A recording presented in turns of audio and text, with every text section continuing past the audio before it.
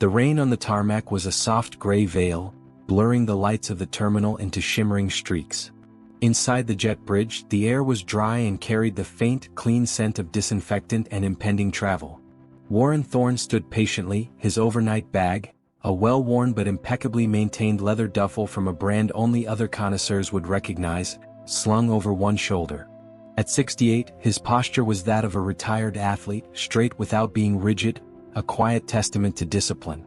His hands, clasped loosely in front of him, were steady. He wore a simple navy cashmere sweater over a collared shirt, dark wool trousers, and shoes that were polished but had known the comfort of miles walked in city streets and boardrooms alike. Nothing shouted. Everything whispered. Warren had built his life and his empire on the principle of the whisper. The roar, he found, was often the sound of emptiness trying to fill itself up.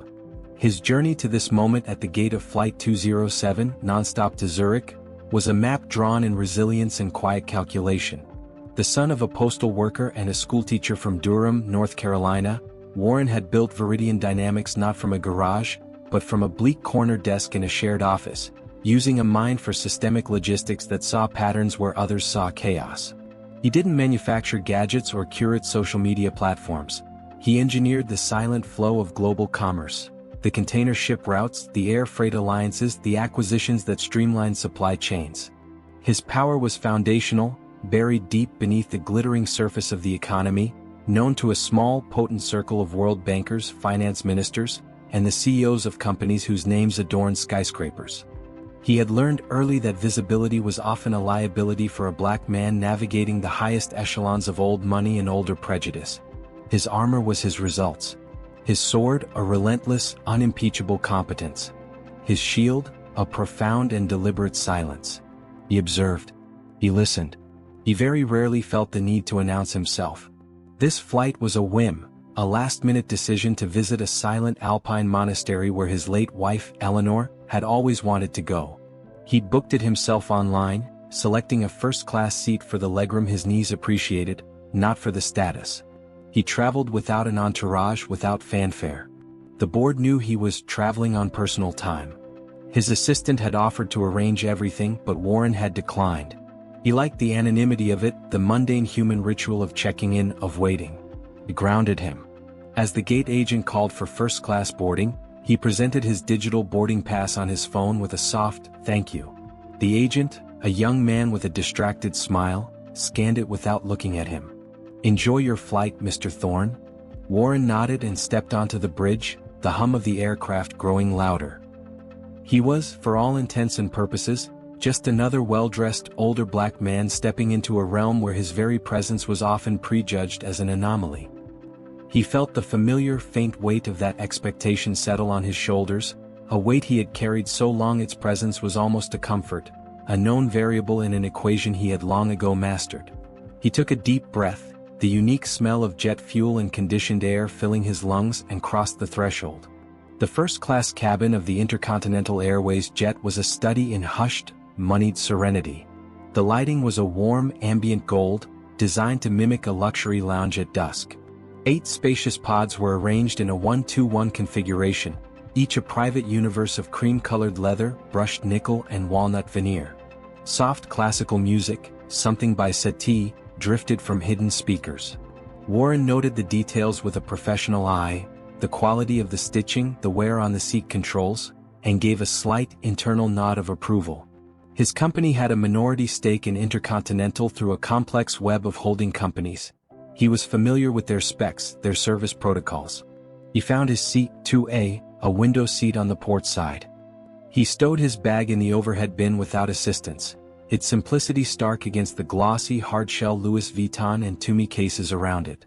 The other passengers were already settling into their rituals of entitlement. In 1A, a man in his 50s with a theatrically loud voice was already ordering a specific vintage of champagne, not the one you pour for everyone, the 15 Laurent Perrier. "You do have it, don't you?" His accent was a practiced transatlantic blur. Across the aisle in 1D, a woman in a stark white pantsuit, her face a mask of clinically precise cosmetic enhancement, was meticulously wiping down every surface of her pod with a disinfectant wipe from a monogrammed case.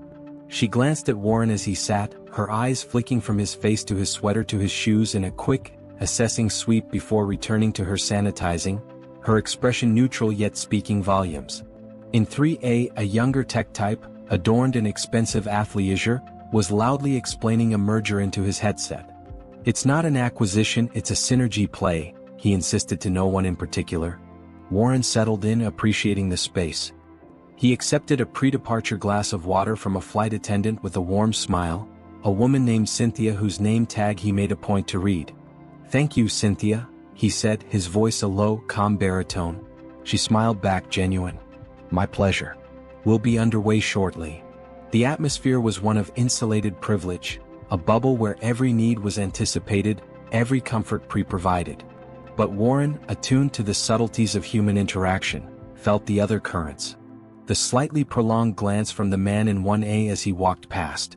The way the woman in white subtly adjusted her purse on the empty seat beside her as Warren moved near. The flight attendant serving the champagne, a man in his 40s with impeccably groomed hair and a stiff smile, whose eyes seemed to linger on Warren with a different quality than they had on the other passengers, not service-oriented but evaluative. It was a quiet symphony of microsignals, the gentle susurrus of assumptions being made. The door to the aircraft closed with a definitive thud, sealing them in. The plane pushed back and the great engines began their ascent to a roar. Warren looked out at the rain-streaked window at the twinkling lights of the ground crew, and felt the familiar slight lift in his stomach as the wheels left the earth. For a moment, there was only the pure physics of flight. Then the seatbelt sign chimed off, and the social physics of the cabin resumed, more potent than ever. The first stirrings began as the dinner service was being prepared. The lead flight attendant, the man with the stiff smile, Gareth approached Warren's pod. His demeanor was perfectly professional, a veneer of courtesy so thin Warren could almost see the tension beneath it. "Sir, may I confirm your seat assignment for our records?" Gareth asked, his clipboard held like a shield. Warren looked up from the book he was reading, A History of Byzantine Trade Routes. "It's 2A, he said calmly. "And your ticket, may I see it again? And a form of ID, please." It was an unusual request at this stage. Warren had already presented his boarding pass at the gate and again upon entering the aircraft. He sensed the eyes of the woman in white subtly shifting in his direction. He said nothing, unlocking his phone and pulling up the boarding pass, then handing over his driver's license. Gareth studied them with an intensity reserved for suspected forgeries, comparing the face on the ID to the man before him. Warren Thorne. The photo was 5 years old but unmistakably him. "Thank you," Gareth said, handing them back. The words lacked warmth. "We'll be beginning service shortly." Warren nodded, returning to his book. But the seed had been planted. 20 minutes later, as Cynthia was taking his dinner order, he selected the seared sea-based simple. Gareth reappeared. "Mr. Thorne, I do apologize, but our system is showing a possible duplication. Could you walk me through how you purchased this ticket?" Warren closed his book, marking his place with a finger. He took a slow, measured breath, the kind he used before addressing a hostile board member. "I purchased it directly on your website 3 days ago. Is there a problem with the fare?" No problem with the fare," Gareth said, his smile tight. "It's just, this cabin is reserved for our top-tier elite members and full-fare purchasers. We sometimes get situations where upgrades are mistakenly applied." The microaggression was so polished it gleamed. Situations. Mistakenly applied. The unspoken word hung in the air between them. "You do not belong here." "I assure you, I purchased a first-class ticket," Warren said, his voice even, devoid of any defensive edge. "There is no mistake." Gareth's eyes flickered to Warren's duffel in the overhead bin, to his simple sweater. "Of course. We'll just need to do a further verification with the ground. Standard procedure for last-minute bookings in this cabin." He said it just loudly enough for the man in 1A to pause his monologue about Napa Valley Cabernets and listen. Warren felt the old, cold trickle in his veins, the one he knew so well. It was the feeling of being scrutinized under a lens of suspicion, of having his right to occupy a space be audited. He saw the pattern unfolding, a tired, predictable script. He gave a single, slow nod. "Proceed with your verification," he said, and reopened his book, a clear dismissal. But his heart was no longer in the words on the page. He was now a spectator in his own humiliation, watching the gears of prejudice engage with a dreadful, polite efficiency. The tension in the cabin had shifted from a low hum to a palpable vibration. The other passengers were now openly, if discreetly, observing the scene, their expressions a mixture of mild curiosity and veiled discomfort. They were the audience to a play they didn't want to acknowledge was about race and class, preferring to believe it was about a ticketing error. And this is where the truth of our world often hides, isn't it? In the quiet, observed moments where dignity is quietly tested. If you find value in stories that pull back the curtain on these human truths, stories that go beyond the surface, consider joining our community. Subscribing to this channel is your way of ensuring these narratives continue to be told, that these ignored realities are brought into the light. We would be honored to have you with us. The cold trickle in Warren's veins was not just from this moment, it was a tributary feeding into a river of memory. As Gareth retreated to the galley, Warren's gaze remained fixed on his book, but the words blurred. He was transported. He was 24, a newly minted MBA walking into the premier private banking club in Boston for a meeting, his cheap suit pressed to a sharp edge. The doorman, an older white man with a face like granite, had physically barred his entry. "Service entrance is around back, son," he grunted, not even making eye contact. Warren had to call his client, a scion of an old banking family, to come down and vouch for him. The client had been amused, clapping Warren on the back. "Don't take it personally, Thorne. Harold's just thorough." The humiliation had been a hot coal in his chest. He was 40, closing the Viridian deal that would make him a millionaire 10 times over. He'd arrived at the law firm's offices early, and the senior partner, mistaking him for a messenger, had tried to hand him a stack of files to copy. "Make it quick, I have a big client meeting," the man had said. Warren had taken the files, walked to the partner's intended meeting room, his own meeting room, and placed them on the table at the head, taking his seat. The partner's face upon entering had collapsed through stages of confusion, dawning horror, and finally, a sickly, apologetic redness. He was 55, receiving a Lifetime Achievement Award at a glitzy industry gala. Waiting for his car outside the venue, shivering in his tuxedo, a wealthy attendee had shoved his valet ticket into Warren's hand along with a $20 bill.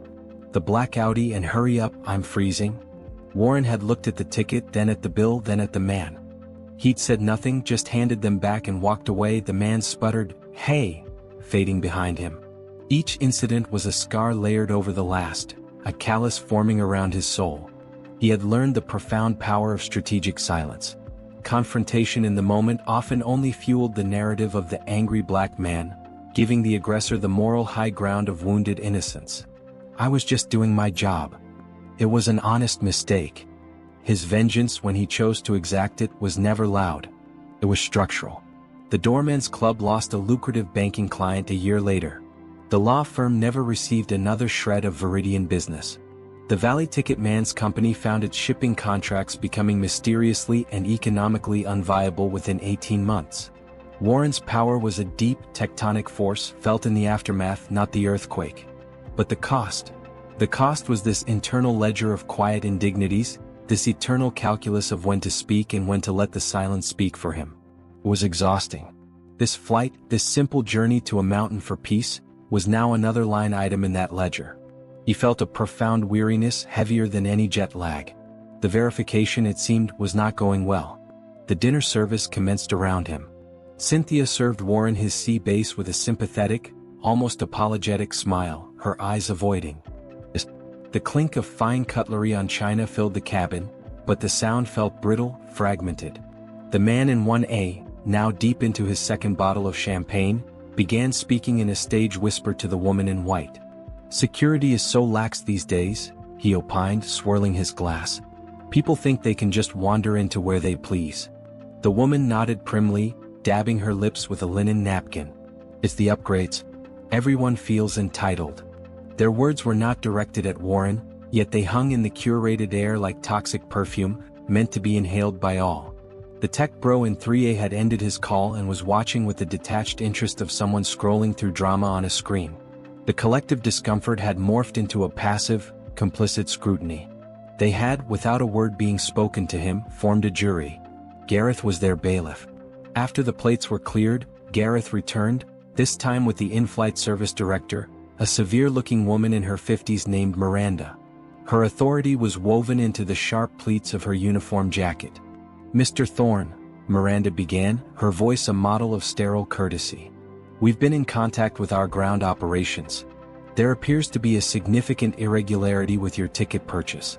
Our system flags it as a potential fraud risk." Warren set down his water glass. "What irregularity?" "The method of payment and the IP address associated with the booking raise questions," she said, using that corporate language designed to imply guilt while stating nothing concrete. "For the security and comfort of all our first-class guests, we need to resolve this. Would you mind coming with us to the galley to sort this out privately?" Was a trap. A private discussion in the galley was the first step toward removal. To comply was to acquiesce to their narrative. To refuse was to be uncooperative. "I am comfortable here," Warren said, his voice still calm, but now with a firmer bedrock beneath it. "You can say what you need to say here." Miranda's smile froze. The cabin was utterly silent now. Sati had long since stopped playing. "Very well. Until we can fully verify the legitimacy of your ticket, we must ask you to vacate this seat. We have a seat available in Economy Plus, where you will be more comfortable while we continue our investigation from the ground upon landing." A soft, collective gasp, quickly stifled, rippled through the cabin. The woman in white looked down at her hands. The man in 1A suddenly found the contents of his champagne flute fascinating. The humiliation was no longer subtle, it was a public decree. Warren Thorne, by their judgment, was a stowaway in the palace. The climate in the cabin became unbearable, thick with a shame that wasn't Warren's, but which everyone else now desperately tried to disown by not meeting his eye. The injustice was being performed with the crisp efficiency of a corporate procedure, making it all the more dehumanizing. The request hung in the air, a verdict delivered. "Vacate this seat." Warren felt the eyes upon him, not with empathy, but with the prickling heat of vicarious embarrassment. He was the source of their social discomfort, a problem to be removed so their privileged bubble could reinflate. He looked from Miranda's impassive face to Garrett's faintly triumphant one, then let his gaze sweep slowly across the averted faces of his fellow passengers. In that moment he didn't see individuals, but a tableau of a system, one that protected its own and policed its boundaries with polite ruthlessness.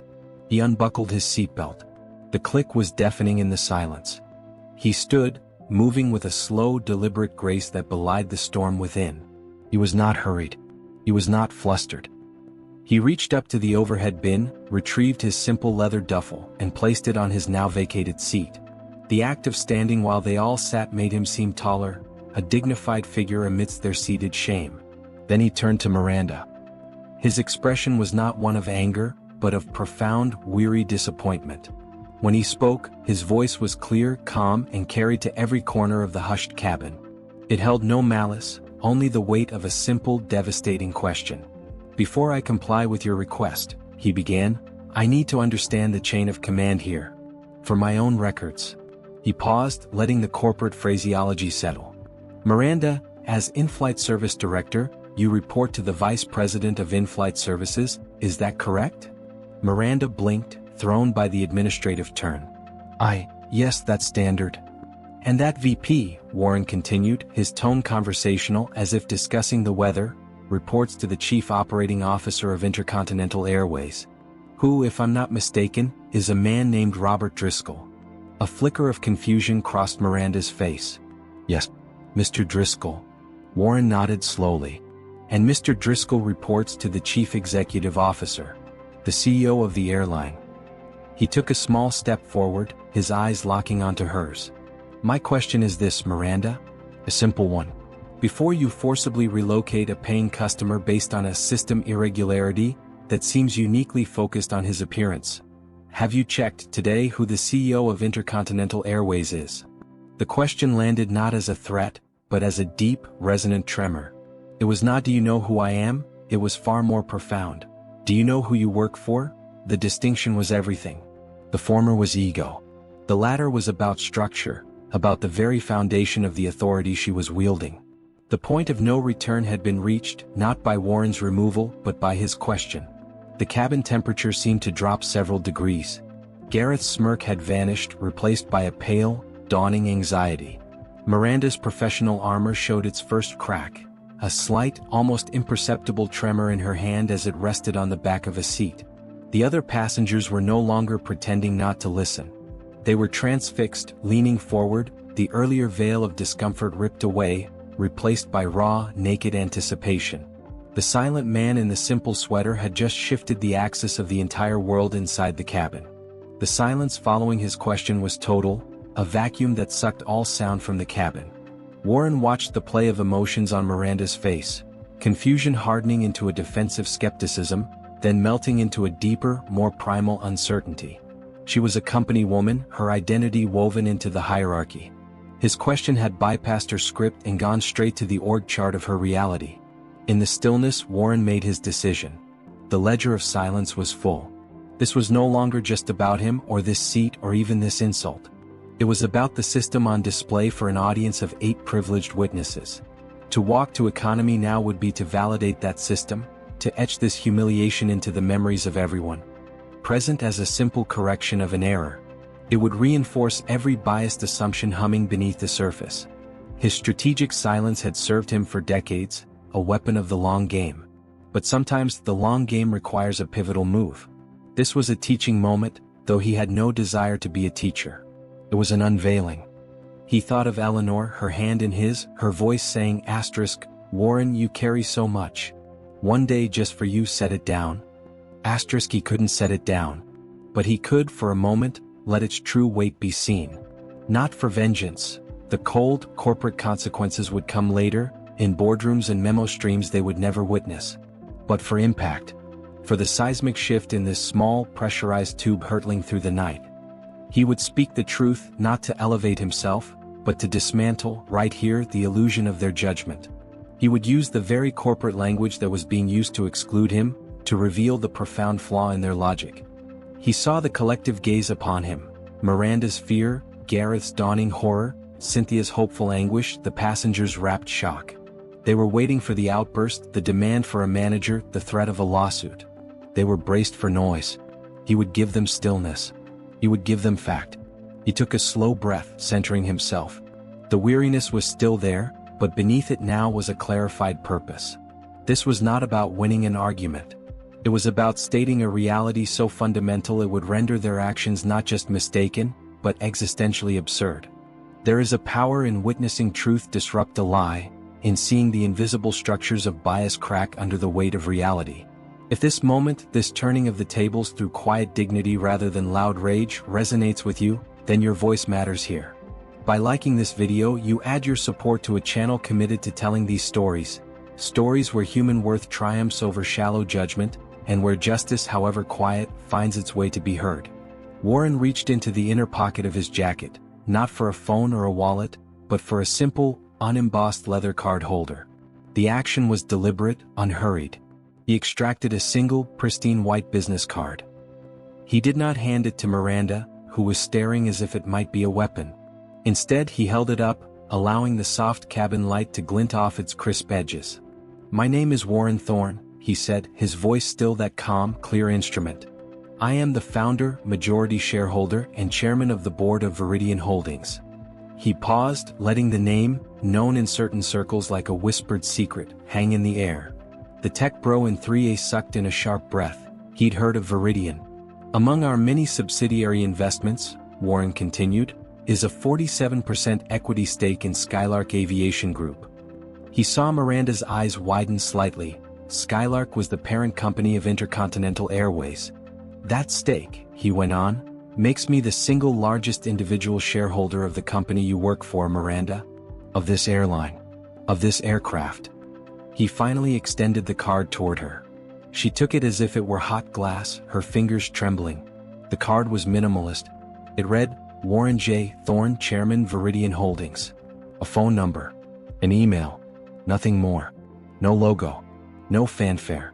The ultimate whisper. "The irregularity your system detected," Warren explained, his tone now that of a CEO clarifying a point to a subordinate, "was likely the internal flag that triggers when a board-level shareholder or their immediate family books travel. It's a security and courtesy protocol. It is not a fraud alert. You can verify this by calling Robert Driscoll, the COO, right now." His direct line is, if memory serves, 21255500187. Or you can call Alistair Finch, the CEO. His mobile is 91755554321. I suggest you use the satellite phone. I'll wait. The revelation did not come with a bang, but with a deep, sinking silence. The truth unspooled itself in the cabin, cold and undeniable. The man in the cashmere sweater owned the plane. Not figuratively. Not hyperbolically. Literally.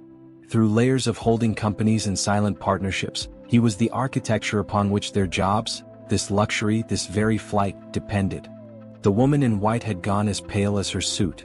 The champagne man looked physically ill, his face a greenish hue. Gareth had taken a step back, bumping into a galley cart, his professional facade utterly shattered, replaced by the raw panic of a man who has just made a career-ending, life-altering mistake in front of the one person who could enact those consequences. Miranda stared at the card, then at Warren, then back at the card. The confirmation was happening in real time, in the collapse of her certainties. The environment didn't just change, it inverted. The authority had never been with the uniforms. It had been sitting in 2A reading a book all along. The impact was absolute and it was silent. There was no victory music, no collective gasp of awe. There was only the heavy, suffocating blanket of shame. Miranda's mouth opened, but no sound emerged. She looked from the card in her hand to Warren's impassive face, and something broke behind her eyes, not just her authority, but her entire understanding of the world. She had been the agent of a system that had just been revealed to be, in this instance, completely and mortifyingly wrong. Her professionalism, her rule-following, had been the vehicle for a profound injustice against the very source of the rules. She managed to strangle Mr. Thorne. All we had no. Warren raised a hand just an inch. It wasn't a harsh gesture, but a request for silence. He had heard enough apologies that were really apologies for getting caught. He looked at Gareth, who seemed to be trying to make himself smaller, to disappear into the bulkhead. The younger man's eyes were wide with terror, fixed on the carpet. Warren felt no triumph in that terror, only a deep sadness. This was the fruit of the tree of prejudice. Fear, shame, broken spirits. He then let his gaze travel over the other passengers. They could not meet his eyes. The woman in white was crying, silent tears cutting through her powder, her hands clenched in her lap. The champagne connoisseur was staring fixedly out his window at the black nothingness, his jaw tight, his earlier bluster evaporated. The tech bro looked humbled, even chastened, fiddling with his unused headphones. Their discomfort was no longer vicarious. It was personal, intimate, and agonizing. They had been complicit in a silent jury, and the defendant had just been revealed as the judge. There would be no celebrating his vindication. To celebrate would be to miss the point entirely. Warren Thorne did not smile. He did not nod in satisfaction. He simply stood in the aisle, a figure of immense, unassailable dignity. The true authority he wielded was now visible, not in a raised voice or a flash of anger, but in this profound, controlled stillness. He had no need to demand his seat back. The question was now absurd. He had no need to outline consequences. The future for Miranda and Gareth hung in the air, clear and bleak. He simply stood there, allowing the weight of the revealed truth to settle on all of them, to be felt in its full, uncomfortable gravity. Then, without a word, he placed his leather duffel back into the overhead bin. He sat down in seat 2A. He picked up his book on Byzantine trade routes, found his page, and began to read. The silent command in the action was clearer than any speech. Asterisk, the performance is over. You may return to your roles. Asterisk, but everyone knew the roles were forever changed. The cabin remained in a holy, awful silence, broken only by the eternal drone of the engines. The remaining 5 hours of the flight passed in a state of suspended reality. Service in the first-class cabin became a ghost of itself, efficient, overly polite, but haunted. Cynthia moved with a compassionate quiet, her eyes often lingering on Warren with a mix of reverence and apology. Miranda and Gareth were sequestered in the galley, unseen. The other passengers pretended to sleep or watch movies, but the tension was a living thing. The luxury had been exposed as a fragile stage set, and the spotlight was now a harsh, exposing bulb no one wanted to stand under. Upon landing in Zurich, the consequences began not with drama but with procedure. As the door opened, not just the usual ground staff, but the station manager for Intercontinental and a stern-looking woman from corporate security were waiting on the jet bridge. They spoke in hushed, urgent tones with Miranda, whose face was streaked with silent tears. Gareth was escorted off separately, his head down. Warren disembarked last. The station manager approached him, stammering an apology, offering concierge services, a private lounge. Warren listened, then said simply, "Ensure your staff are retrained on your shareholder protocols. That's all I require." His tone closed the matter. He walked through the terminal, a solitary figure, his duffel over his shoulder, fading into the anonymous stream of travelers. The internal changes for those involved were more profound. Miranda took an immediate leave of absence and later accepted a demotion to ground training, where she dedicated herself to designing a new sensitivity and protocol program, her zeal born of painful knowledge. Gareth was dismissed, not by some edict from Warren, but through the company's own HR channels after a formal investigation. The passengers, they went on with their lives, but the memory of that flight became a personal touchstone, a story they told few people, a quiet shame that made them pause the next time they made an assumption about someone in an airport lounge, a hotel, a boardroom. Warren took his trip to the monastery. He sat on a stone bench, looking at the majestic, unforgiving peaks, thinking of Eleanor. He felt no thrill of victory, only the solid, cold weight of a truth he had always known, that the world was full of people who would look at a mountain and see only an obstacle or a backdrop for their own photograph, never understanding the silent, ancient power of the stone itself. He was that stone. He had weathered another erosion. The message of that night on Flight 207 was not about a rich man getting his due. It was far simpler and more universal. It was that dignity is an internal architecture, unassailable by external judgment. That true power needs no announcement, it is a fact like gravity. And that in a world quick to categorize, the most profound rebuke is not a shout, but a quiet question that reveals the questioner's own ignorance. We move through life making silent calculations about who matters based on uniform, skin, accent, attire. But sometimes, the most important person in the room is the one you've silently dismissed, the one observing your character when you believe no one of consequence is watching. Their judgment, when it comes, is not of your social standing but of your soul. We all have stories where we were judged or where we judged others. The shared human experience lies in learning from them. I invite you now to share yours in the comments below. Tell us about a moment of silent assumption or unexpected dignity. Let's build a community of reflection and understanding, one story at a time. Your voice is part of this conversation.